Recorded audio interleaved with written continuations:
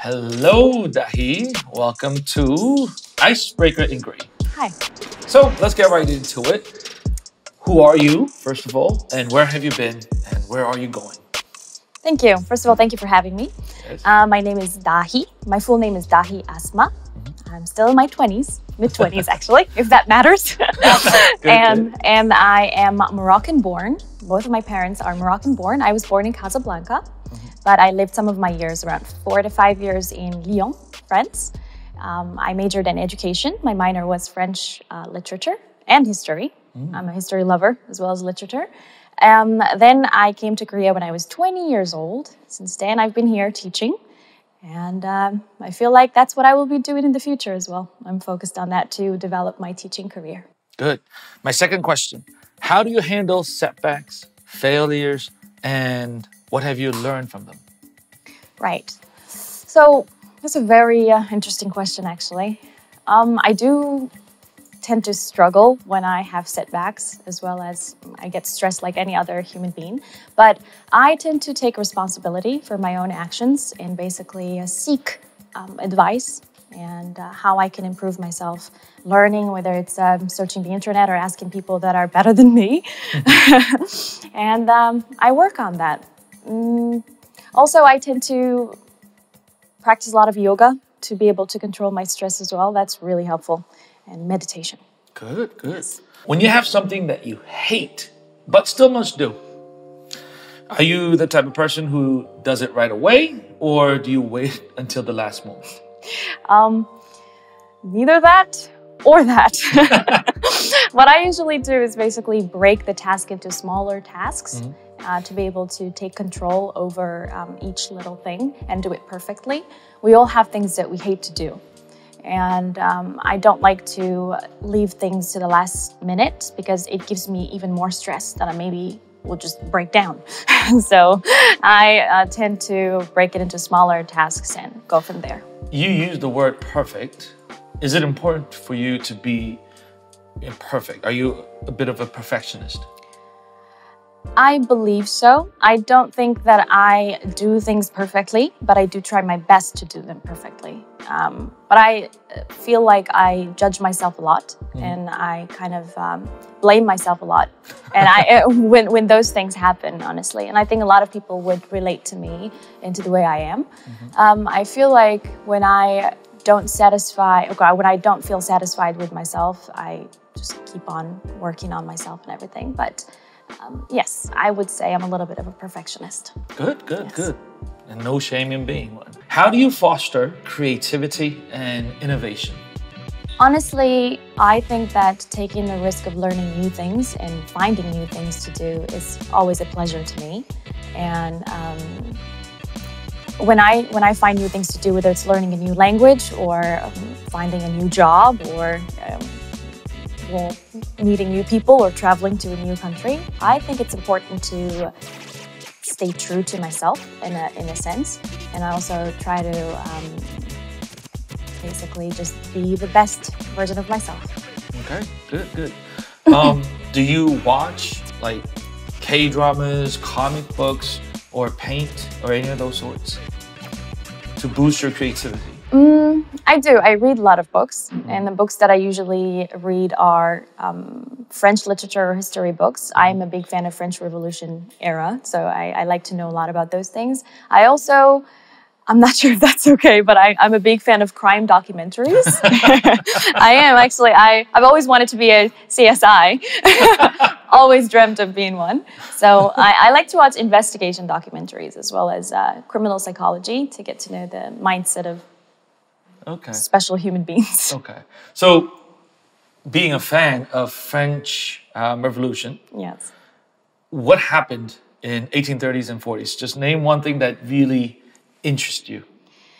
I guess that was the age of enlightenment at that time. So I think that's when people started to detach themselves from religion, churches, and started to read and search. And there was also a time marked by the use of printer as well. So at that time, I think people started to pay more attention to philosophers like, I would say, Montesquieu. is a very famous Enlightenment philosopher. At that time, I think people became more aware of their surroundings and started also to criticize their government, criticize the art, criticize philosophy, criticize thoughts and ideas. And they started to either accept or reject what they believed in and what they did not believe in. So that time was a changing time in history. I think in general, studying history enlightens us and also inspires us, because when you use the terms like French Revolution or American Revolutionary War, right? It sounds like something that happened hundreds of years ago. True. But it's shocking in a way when you realize that it only happened about 170, 180 years ago. And just less than 200 years ago, life was completely different. That's true. And if you think about all those innovations and all those creative people along the way, it helps us to be one too. True. So, all right, good. What is the most rewarding aspect of being a teacher, and what keeps you motivated? Well, I have not been a teacher for a very long time. I'm still in my mid-20s. But so you keep on stressing that, but okay. Because I think a person is judged by how long they've done something and how much experience they have. I'm still learning, and I take pride in that. I actually feel like teaching so far has given me confidence and has given me the ability to speak publicly. Because if you think about it, teachers are public speakers.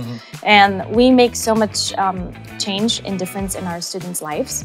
And they learn so much from us. They look up to us. They take us as examples. And so the way we present ourselves, the way we talk, the way we treat those children is going to change them for the rest of their lives. Because I remember when I was a student, there were teachers that I found completely odd, and I wouldn't want to be that person. And there were teachers that just I was like, this person is amazing. I want to be this person.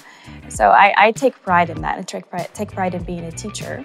Also, I feel like being a teacher also helps me learn more, because in order to deliver the information, I need to be completely aware of it. And I need to have a complete understanding of what I'm giving to those students. So I think being a teacher puts you in a constant learning cycle or circle. And also it helps you build confidence and just love what you do. Yes. All right, good.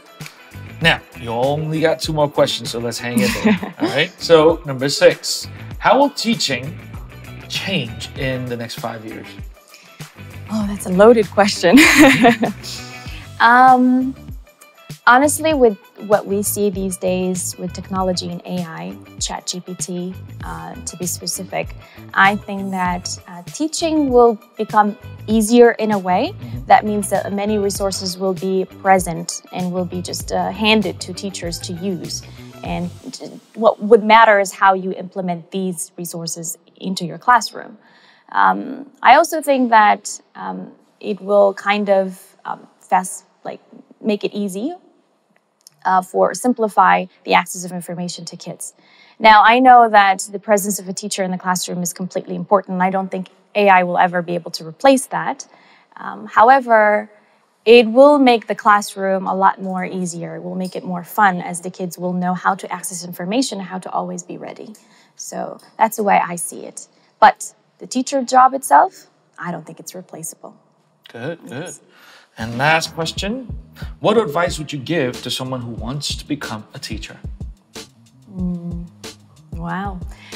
Well, first thing, you have to believe in yourself, that you can do it, and also love the job, love teaching. Don't become a teacher for the money. Of course, it's a job that pays, it's great, but you need to have passion and you need to have love for students, and you need to care for these children just as their parents would, to be honest. If you lack that, you will never be able to connect with these children on an emotional level. And once you have that kind of passion, once you love the kids and care for the kids, I think it makes your job easier. Now, what kind of teacher? It depends on what you're teaching. But if you're becoming an English teacher, I think try to teach English not from a native perspective. Try to teach, what I would say is try to teach English from the perspective of a person who's learning a second language. That would make it a lot easier. Now, when we teach English for native speakers, for example, it's kind of easier in your head because it's a language that you grew up speaking, right? But for a second language learner, that's not the case. There's so much translation going on in their heads, and there's so much grammar confusion going on. So I think it would be so much better to teach it from a second language learner. Of course, there's a lot of difference, and that matters as our students get older. Right? True. Good. All right, so that's it, and I hope a lot of the ice had been broken. And next stop, Thunderbolt.